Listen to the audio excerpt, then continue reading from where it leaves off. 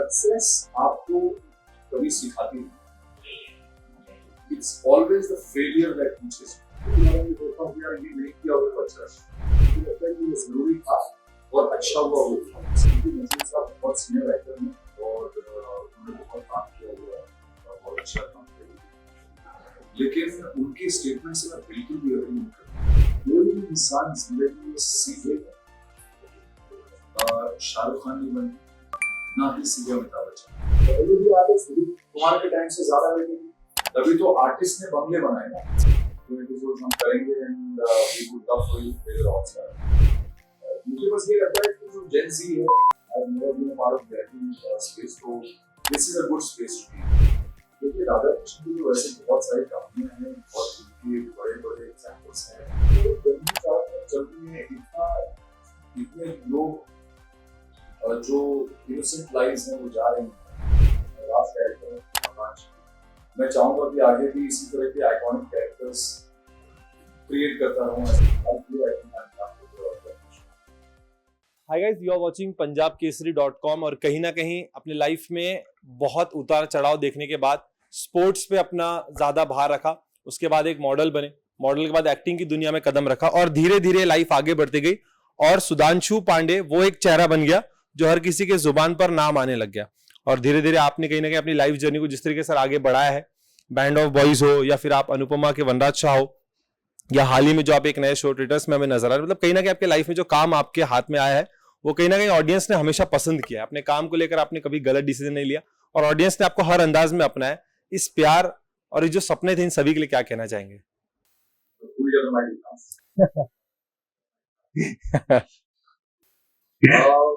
नहीं, ये मैं नहीं कहूंगा कि मेरे सारे डिसीजन हमेशा सही रहे। बहुत सारे मेरे डिसीजंस गलत हुए और मुझे लगता है कि ज्यादा डिसीजंस मेरे गलत हुए, और जो गलत डिसीजंस होते हैं, जो गलतियां हैं वही सबसे ज्यादा जरूरी होती है आपकी लाइफ में, बिकॉज वो आपको सिखाती है। सक्सेस आपको कभी सिखाती नहीं, it's always the failure that teaches you.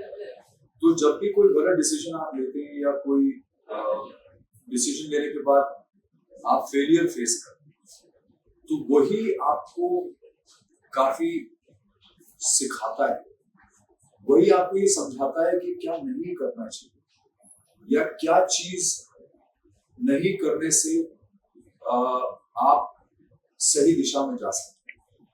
तो गलतियां मेरे से बहुत हुई, गलत डिसीजन मैंने बहुत ली और मुझे लगता है कि वो बहुत अच्छा हुआ कि मैंने गलत डिसीजन लिया, because all those mistakes that I made along my journey have created those experiences for me and those experiences have made me what I am. And today I know the difference between right and wrong very clearly, and it helps me keep myself balanced as a human being and also take the right decisions. तो कहीं ना कहीं आपका ऐसा मानना है कि बादाम खाने से नहीं ठोकर खाने से अकल आती है, कि कहीं ना कहीं आपने लाइफ में जो अप्स एंड डाउन्स देखा और गलतियों से आपने सीखा। लेकिन अगर बात करें उन गलतियों में से ऐसी कौन सी गलती जहां पर आपको ऐसा लगा कि यार अब यहां से थोड़े सही डिसीजन लेने पड़ेंगे, वरना ये जो गलतियां मेरे से हो रही है इस पे कुछ ना कुछ काम करना चाहिए। अब एक बड़ा ऐसा जो आपको लगा यार ये गलत डिसीजन हो गया, एक लाइफ में जो लगा कि सबसे बड़ा गलत हो गया आपके लिए? देखिए, मैंने कभी भी किसी गलत डिसीजन को रिग्रेट नहीं किया। तो मैं ये नहीं कहूंगा कि मैं कोई भी ऐसी चीज है जिसके बारे में सोचता हूँ कि यार ये नहीं किया तो अच्छा है। ये किया और जो हुआ वो बिल्कुल सही हुआ, बिकॉज आप कोई पत्थर है, अगर आप पत्थर की मूर्ति बनाना चाहते हैं तो आपको उसको तोड़ना और फोड़ना पड़ेगा, तभी जाके उस मूर्ति में से उसमें से एक मूर्ति तराश के निकलती। तो वो जितनी भी गलतियां थी वो बहुत अच्छा हुआ मेरे साथ, वो रिग्रेट नहीं है, वो अच्छी चीज हुई मेरे साथ, बिकॉज उसकी वजह से अगर मैं ये मानूं कि यार मैं एक टाइम पे सिर्फ एक पत्थर का स्ट्रक्चर था और आज अगर मैंने मूर्ति की शेप ली है या कोई भी शेप ली है जीवन में जो लोगों को अच्छी लगती है एज एन आर्टिस्ट, तो मुझे लगता है कि वो उसी वजह से है कि मैंने वो गलतियां की। तो मैं रिग्रेट कुछ भी नहीं करता हूँ, मुझे लगता है कि वो जरूरी था और अच्छा हुआ वो हुआ। मतलब कहने का आपने उस गलतियों को सीखा, बहुत कुछ समझ के उसको आगे बढ़ाया अपने साथ। लेकिन मैं आपसे जानना हूं, जिस तरीके से आपकी लाइफ जर्नी चलते जा रही है उसमें कई सारे ढेर सारे किरदार है, बहुत कुछ है, कोई एक ऐसा किरदार जिससे आपने पर्सनली बहुत कुछ सीखा हो, जिसने बहुत कुछ चेंज किया, कोई किरदार ने जो आपके पर्सनल लाइफ पे थोड़ा बहुत अफेक्ट किया हो? नहीं, ऐसा तो कोई किरदार नहीं है जिससे पर्सनल लाइफ में मेरे कोई डिफरेंस आया हो, पर मुझे लगता है कि जो हम पर्सनल लाइफ में चीजें जी जाते हैं, जो एक्सपीरियंस कर जाते हैं, जो उतार चढ़ाव आपकी पर्सनल लाइफ में आते हैं और उनसे जो भी आप सीखते हैं, समझते हैं, आगे बढ़ते हैं, सिचुएशन से डिफिकल्ट जो कठिन समय आता है उससे आप लड़ते हैं, फिर आगे बढ़ते हैं, फिर कठिन समय आता है, फिर लड़ते हैं, फिर आगे बढ़ते हैं, उससे आपके अंदर जो एक परिपक्वता आती है, जो मैच्योरिटी आती है, वो आपके किरदारों को प्ले करने में बहुत हेल्प करती है। क्योंकि एक एक्टर अल्टीमेटली इमोशन ही तो एक्सप्रेस कर रहा है, अलग अलग तरह के किरदार में अलग अलग इमोशन एक्सप्रेस कर रहा है, तो वो आपकी जो लाइफ है, जो जिंदगी है, उसके जो एक्सपीरियंसेस होते हैं उससे बहुत कुछ सीख के आदमी अपनी एक्टिंग में उससे प्रभावित होकर अपने एक्टिंग के करियर में या एक्टिंग की कला में उसको बहुत अच्छी तरह से प्रदर्शित कर सकते हैं। जिस तरीके देखा सर, आप काफी लंबे टाइम से इंडस्ट्री में प्रेजेंट है, वहीं कहीं ना कहीं नसरुद्दीन शाह जी कहते हैं कि इस इंडस्ट्री में बहुत काम किया है, लेकिन एक कमी है जो मुझे हमेशा खलती है और वो गलती लगती है, वो ये है कि हमारी इंडस्ट्री में जिसकी मेहनत बहुत है उसका मेहनताना बहुत कम है। कि जो हमारे लिए धूप में बारिश में हमेशा छतरी लेकर खड़े होते, फिर वो स्पॉट डादा हो, हमारे पैकअप के बाद भी वो काम करते हैं, उनका मेहनताना उतना नहीं है जितना इंडस्ट्री उन्होंने देना चाहिए। जो सेलेब्स आगे होते हैं, जिनका आगे फेस होता है, उनको हमेशा उनसे दुगना ही मिलता है, लेकिन जिनकी मेहनत सबसे ज्यादा होती है उनका मेहनताना कम है। So do you agree that इतने टाइम से आप देखते आ रहे हैं? तो मैं देखिए, नसीर साहब बहुत सीनियर एक्टर हैं और उन्होंने बहुत काम किया हुआ है, बहुत अच्छा काम किया हुआ है, लेकिन उनके स्टेटमेंट से मैं बिल्कुल भी एग्री नहीं करता, क्योंकि अगर आदमी कहीं पहुंचा है या किसी भी स्टेज पे, तो वो बहुत मेहनत करके पहुंचा। कोई भी इंसान जिंदगी में सीधे शाहरुख खान नहीं बनता, ना ही सीधे अमिताभ बच्चन। और जो लोग मेहनत कर रहे हैं वो भी अपने आप को बेहतर करने के लिए वो मेहनत करके ही आगे बढ़ रहे हैं। हम सब मेहनत करके आगे बढ़ रहे हैं। ऐसा मुझे लगता नहीं कि कोई इंसान है जो बिना मेहनत के किसी मुकाम पर पहुंचे, और अगर कोई पहुंचा भी है तो वो बहुत लंबा सस्टेन नहीं कर पाता है, बहुत ज्यादा लंबा टिक नहीं सकता, क्योंकि मेहनत से बच नहीं सकता है कोई भी कलाकार मेहनत से बच नहीं सकता। तो ये कहना बड़ा मुश्किल है कि ये गलत होगा, मुझे लगता है मुश्किल नहीं, बहुत गलत है कि जिसकी मेहनत ज्यादा है और उसका मेहनताना कम है। I think this is wrong. हर इंसान के काम का एक नेचर होता है। अगर एक मजदूर बहुत मेहनत कर रहा है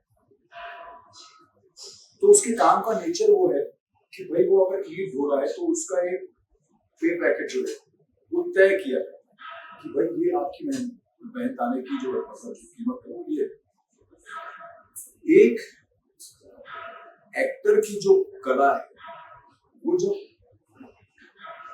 आप प्रदर्शित करते हैं या दिखाते हैं तो वहां तक पहुंचने के लिए एक्टर के ऊपर क्या क्या गुजरा है ये भी जानना बहुत समझना बहुत जरूरी है कि एक्टर पता नहीं कितने उतार चढ़ाव जिंदगी में झेल के, कितनी तकलीफें झेल के वहां तक पहुंचा। और ऐसा है कि हमारी इंडस्ट्री में ऐसे बहुत सारे एग्जाम्पल हैं, जैसे नवाज का भी बैकग्राउंड अगर आप देखेंगे तो वो कितनी मेहनत करके कहाँ से ऊपर उठ के आया है। उसने वॉचमैन की भी, उसने खुद बोला कि मैं वॉचमैन रह चुका हूँ।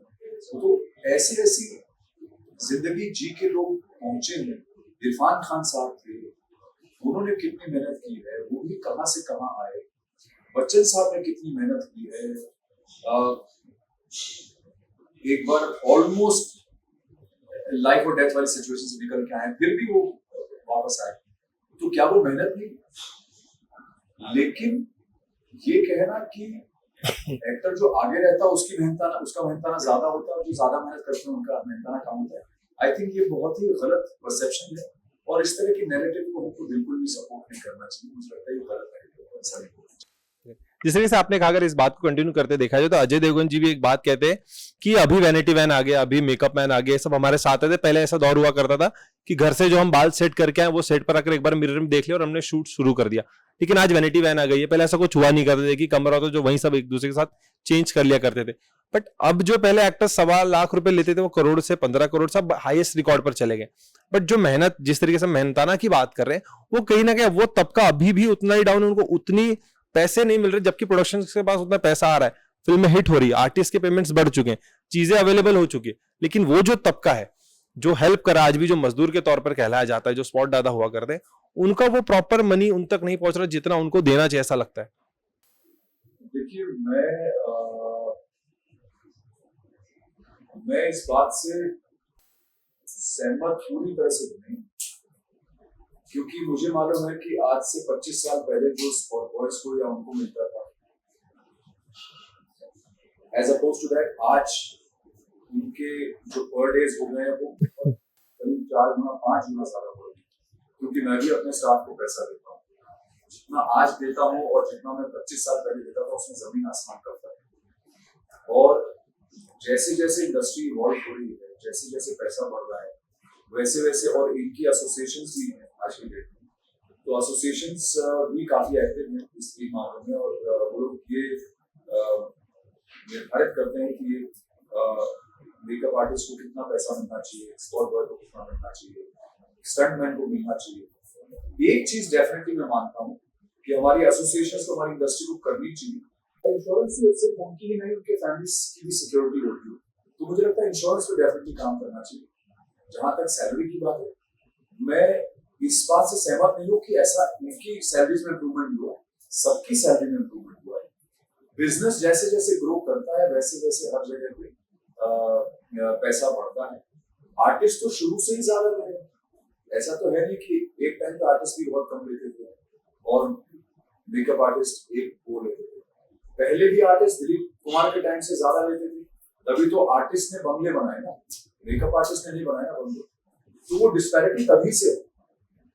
तो आज अगर कोई बात कर रहा है तो बात करने से कोई फर्क नहीं पड़ेगा, या तो किसी बड़े एक्टर्स को या एक लार्ज ग्रुप ऑफ बड़े एक्टर्स को आना चाहिए आगे और बोलना चाहिए कि भाई इस डिस्पैरिटी को कम करें, और जो ये वाला जो हमारा तबका है, जो स्पॉट बॉयज है या लाइटमैन है, उनके लिए पैसा हमको बढ़ना चाहिए, और वो सही होगा। मुझे लगता है वो गलत बात नहीं, उनका पैसा बढ़ाना चाहिए, क्योंकि वो लोग मेहनत करते हैं बहुत ज्यादा, और उनकी सैलरीज को हमको बढ़ाना चाहिए, 100% भी बढ़ाना चाहिए। तो ये सिर्फ बातें करने से फायदा नहीं होता, हम सभी ये बात समझते हैं। उसको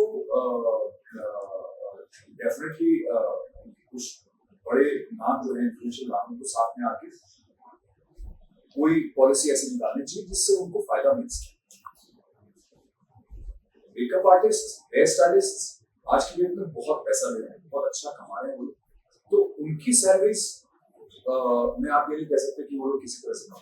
बट यस, एक सेक्शन ऐसा है जो लाइटमैन और स्पॉट बॉयज का है, शायद उनकी सैलरीज उतनी अच्छी नहीं होती,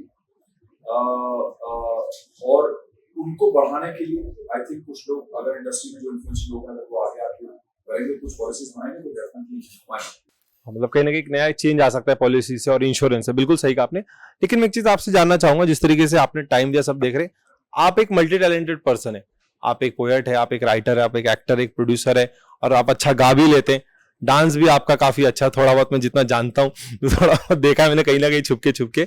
ये मल्टी टैलेंटेड होने के बाद भी आपको अगर कोई चीज पूछे कि यार ये चीज थोड़ी सीखना अभी भी आपके अंदर चाहत है, तो वो कौन सी चीज होगी जो आप सीखना चाहेंगे?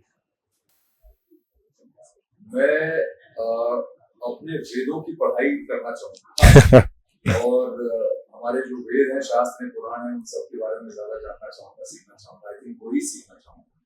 वाह, वो सीख लिया तो बाकी सब चीजें अपने आप आएंगी। मैं देख रहा हूँ इन दिनों आप इंटरव्यू के दौरान भी मतलब टीका वगैरह लगाकर बैठा करते हैं, मतलब थोड़ा बहुत धार्मिक तौर पर आप। वो टीका जो है वो कभी लगा होता, कभी नहीं लगा होता, डिपेंड करता है कि मैं किस समय आपसे मिलता हूँ, क्योंकि मैं घर में पूजा पाठ करता हूँ, आज से नहीं बहुत सालों से करता हूँ, तो वो तिलक लगाना अपने और अपने भगवान की वो सालों पुरानी प्रथा है मेरे घर में, तो वो मैं करता ही हूँ। ऐसा वो कोई नई चीज, मतलब कहीं ना कहीं लंबे टाइम से प्रथा चलती आ रही है आपकी, क्या बात। लेकिन हाल ही में एक रॉकस्टार वाली नई भूमिका हमने आपकी देखी, जहां पर जिस सुधांशु को हमने देखा अब तक, और ये एक नई दुनिया में जो कदम रखा, वागली की दुनिया, जो एक नया रॉकस्टार वाला लुक है, वो कैसे कैरेक्टर को आपने अपने और क्या कहा था, क्या बोलना चाहेंगे? स्पेशल अपीयरेंस था, और जेडी मशीनिया जो प्रोड्यूसर हैं उसके, वागले के, उन्होंने अप्रोच किया था और उन्होंने बताया कि ऐसा ऐसा है, रॉकस्टार का कैरेक्टर है, 2 एपिसोड्स हम करेंगे and we would love for you to play the rockstar. तो मैंने कहा बिल्कुल कर लेते हैं, तो मुझे बड़ा मजा आया ये करने में। तो उसमें मेरे पुराने मित्र हैं सुनील राघवन, और वो के साथ भी काम करने का फिर से मौका मिला बड़े सालों के बाद। तो I had a great time shooting with them. और जेडी तो मित्र हैं ही हैं, और बड़ा अच्छा कंटेंट वो बनाते हैं हमेशा अलग तरह का, और बहुत ही अच्छा कंटेंट उन्होंने बनाया है। तो आई वाज वेरी हैप्पी कि चलो I would associate with these people for a short while. और बड़ा मजा आया, लोगों को बहुत पसंद आया ये रॉकस्टार। लोगों ने तो पसंद किया आपको इस किरदार को। आपके बच्चों का क्या रिस्पॉन्स जब उन्होंने आपको इस तरीके से देखा कि पापा जो एकदम ऐसे होते हैं और उन्होंने एकदम ये जो रूप धारण कर लिया, उनका क्या रिएक्शन था?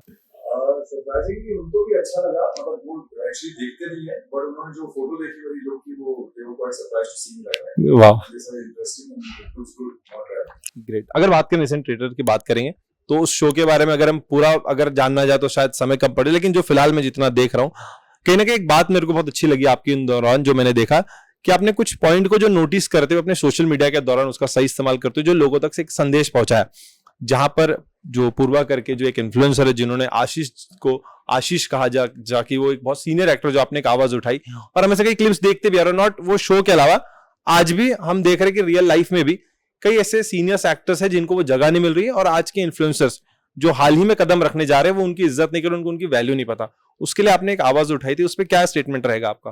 वैसे तो मुझे जो बोलना था मैंने अपनी लाइफ में बोल दिया कि मुझे जो गलत लगा मैंने तुरंत बोल दिया था लाइफ पे। और मुझे बस ये लगता है कि जो जेन ज़ी है उसको एक मैसेज देना मेरे लिए, मुझे लगता है कि मैं पर्सनली रिस्पॉन्सिबल हूँ जब भी ऐसा, because I also have kids. तो मुझे लगता है कि यार मेरी पर्सनल रिस्पॉन्सिबिलिटी है कि अगर मुझे लगता है कि कोई इस जनरेशन में से या जो यंगर जनरेशन है वो लोग कहीं पे कॉन्सेप्ट उनको समझ में नहीं आ रहा है अगर, तो मैं उसको क्लैरिफाई करने की कोशिश करता हूँ। वही मैंने कोशिश की थी, और कुछ लोगों को समझ में आया, कुछ लोगों ने उसे बहुत सपोर्ट भी किया, और कुछ लोग उस बिहेवियर को जस्टिफाई कर रहे थे। तो ये तो होना ही है, बट जो मुझे कहना था वो मैंने कह दिया, और आई एम होपिंग कि आइंदा से ये सब चीजें अगर कोई करता है तो करने से पहले सोचे। इस शो को हाँ कहने की सबसे बड़ी क्या वजह थी जब आपके पास ये शो ऑफर हुआ? तो एक तो ये कॉन्सेप्ट बहुत अलग था, very different from any other reality show. दूसरा, यूरोप का अवार्ड विनिंग फॉर्मेट है और बहुत कंट्रीज में सक्सेसफुल है, नंबर 1 पे रहा है। तो मुझे लगा कि, और प्लस उन्होंने बोला था कि इसमें कोई रेगुलर लोग नहीं आएंगे, इसमें अलग अलग क्षेत्रों से लोगों को लिया जाएगा, जैसे कोई फौजी होगा, कोई एडवोकेट होगा, कोई डॉक्टर भी हो सकता है, कोई कुछ भी हो सकता है। तो it will be from different walks of life, और इस चीज को हम बहुत नीश बनाएंगे और नीश ऑडियंस देंगे। तो मुझे लगा कि यार ये करना चाहिए, definitely, why not. I have never been a part of reality space, तो this is a good space to be for me. तो मुझे लगा कि काफी अच्छा नीश स्पेस होगा। ग्रेट। जिस तरीके से आपने कहा कि आपने डिसेंटली और आपने इस चीज में किया, आपको बाहर आने के बाद आपके फैमिली से, आपके ऑडियंस से क्या रिस्पॉन्स है इस शो को करके आने के बाद का? मुझे इनफैक्ट बहुत पॉजिटिव रिस्पॉन्स आया है। एवरीबॉडी हैज बीन सेइंग कि आप बहुत अच्छा खेल रहे हैं, आप बहुत काम, क्वाइट और बहुत समझदारी से, बहुत शार्प ऑब्जर्वेशन के साथ आप खेल रहे हैं। तो सबका बहुत ही पॉजिटिव मुझे एक्चुअली हुआ है, and I am very happy that people have liked what they saw, you know, because I was being what I am. I was Sudhanshu Pandey. मैंने कोई ज़्यादा स्मार्टनेस दिखाने की कोशिश नहीं की।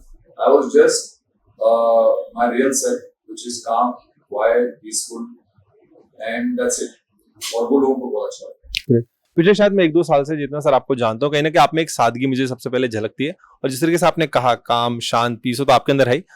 लेकिन ये सुधांशु बचपन से ही ऐसा है कि लाइफ में कुछ ऐसा हो जिसके कारण वो एक शांत, पीस और इस सादगी आ गई है? मैं अभी 2 दिन पहले अपने बच्चों से बोला था कि मैं बहुत बदमाश था और बहुत बदमाश, मतलब सच में बहुत बदमाश। और मुझे लगता है कि बचपन होता ही बदमाशी के लिए। बचपन जैसे श्री कृष्ण को नटखट कहा जाता है, बचपना होता ही नटखट होने के लिए, बदमाशी के लिए, शैतानियों के लिए। और जितने बदमाश बच्चे होते हैं, मुझे लगता है वो ही जब बाद में जब बड़े होते हैं तो वो बड़े बैलेंस्ड रूप में निखर के आते हैं, मुझे ऐसा लगता है। तो बदमाशी करना बहुत जरूरी है, और मुझे लगता है कि बचपन में अगर बच्चा शैतानी ना करे, बदमाशी ना करे, तो वो बच्चा कैसे, तो फिर पता ही कैसे चलेगा कि वो बच्चा, क्योंकि बड़े होके तो आपको मैच्योर होना ही है, आपको परिपक्वता आएगी, आपने आप शांत भी हो जाएंगे, आप दुनियादारी में विलीन हो जाएंगे, तो फिर उसके बाद तो आप वो कर नहीं सकते। तो शैतानी का जो ऊपर वाले ने जो समय बनाया है, वो शैतानी का वही है, बचपन वाला, जब आप किसी भी चिंता से मुक्त हैं, है ना, कोई इन्हिबिशन नहीं है, आपको किसी बात की चिंता नहीं है, और कोई आपका एजेंडा नहीं है, कोई टारगेट नहीं है, आप फ्री है ना। इसीलिए कहते हैं बच्चे भगवान का रूप, क्योंकि उनके अंदर कोई भी छल कपट नीचता ये सब चीजें, ये भाव ही नहीं होता है बचपन। तो बस वो एंजॉय करते हैं, बदमाशियां करते हैं, मजे करते हैं, और वही मुझे लगता है सबसे बहुत ग्रेट। मतलब कहीं ना कहीं आपसे इसके पहले भी जब मैंने क्वेश्चन किया था, जब इसके पहले जब हमारी मुलाकात हुई थी कि प्यार आपके लिए क्या है, तो आपने राधा कृष्ण जी के बारे में बहुत अच्छी सी एक छोटी सी मुझे स्टोरी बताई थी। तो मैं आपसे जानना चाहूंगा, और कोई अगर आपके पास ऐसी राधा कृष्ण जुड़ी या कोई ऐसी छोटी सी कहानी हो या कोई ऐसी बात हो जो आप आज के जेनजीज को, ऑडियंस को अपनी तरीके से समझाना चाहेंगे? देखिए, राधा कृष्ण की तो वैसे बहुत सारी कहानियां हैं, बहुत बड़े बड़े एग्जाम्पल्स हैं, बहुत ही खूबसूरत एग्जाम्पल्स हैं, पर जेनजी को मैं आज मुझे लगता है सबसे इम्पोर्टेंट मैसेज ये दे सकता हूँ कि दुनिया भर में ना आज की डेट में बहुत नेगेटिविटी, हर घर के नकारात्मकता, और जंगें चल रही हैं, Ukraine, Russia, Iran, Israel, Palestine, India, Pakistan, America, Iran, तो इतनी सारी जंगें चारों तरफ चल रही हैं, इतने लोग जो इनोसेंट लाइव्स हैं वो जा रही हैं। मुझे लगता है कि आज के टाइम पे जेनजी को सबसे इम्पोर्टेंट है ये समझना कि इतनी नेगेटिविटी में the most important thing to keep in mind is to spread love. बहुत बेसिक सी चीज है, बट इस दुनिया में सबसे ज्यादा अगर किसी चीज की जरूरत है आज की डेट में, तो वो है प्यार। आप प्यार बढ़ाइए, प्यार बांटिए, spread love, spread positivity, give love to your loved ones, your family, your pets. Go give, go hug a tree. उससे भी बहुत फर्क पड़ता है। एक पेड़ भी जो है वो भी जीती जागती चीज है, वो उसकी वजह से हमारे प्राण चल रहे हैं, उसी की वजह से ऑक्सीजन आ रही है। हग करो, spread love, create that positive energy around you and spread it out in the world, because वही आज की डेट की सबसे जरूरी चीज है। दुनिया भर में उस चीज की जरूरत है आज की डेट में इंसान को। वाह, कहीं ना कहीं एक नई भाषा, एक नई परिभाषा आज आपसे सीखने के लिए हमेशा ही ऑडियंस को पसंद भी आती है। आगे की अगर बात करो अभी, तो आगे की जर्नी कहाँ जाने वाली, कौन से नए किरदार है और क्या कुछ अब नया आपके पास पेंडिंग पड़ा है? देखिए, आगे मैं कहना बड़ा मुश्किल है, क्योंकि आगे सब कुछ महाकाल के हाथों में, बट मैं ये कहूंगा कि मैं as an actor I am looking forward to playing some more iconic characters like I played my last character Vanraj. मैं चाहूंगा कि आगे भी इसी तरह के आइकॉनिक कैरेक्टर्स क्रिएट करता रहूं एज एन एक्टर।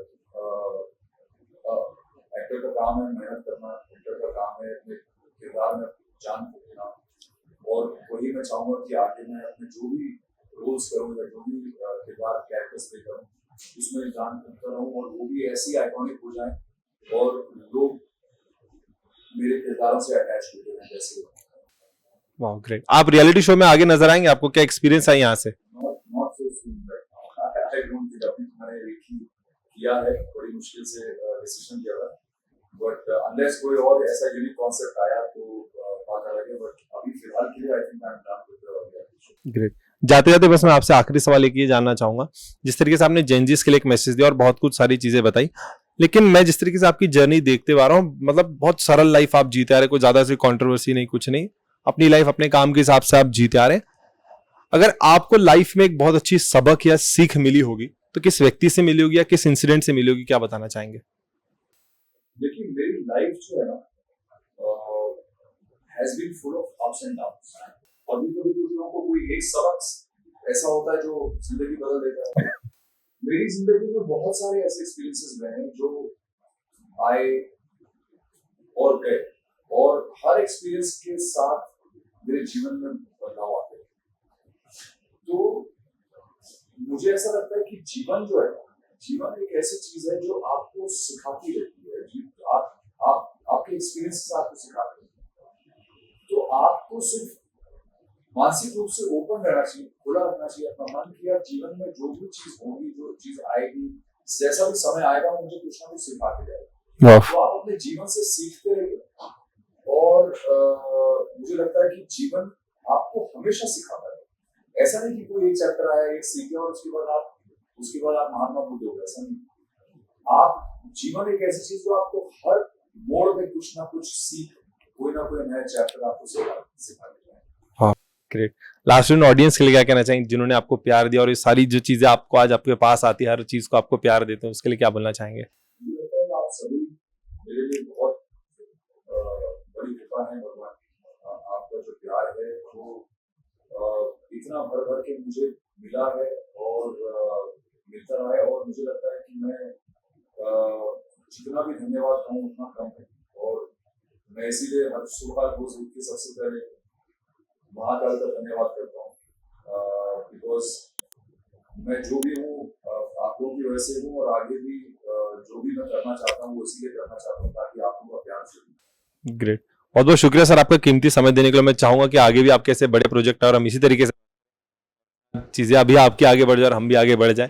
बहुत बहुत शुक्रिया सर, हर महादेव। बहुत बहुत शुक्रिया सर। नमस्कार, मैं हूँ सुभांशु पांडे और आप लोग मुझे देख रहे हैं पंजाब केसरी.com। Thank you so much.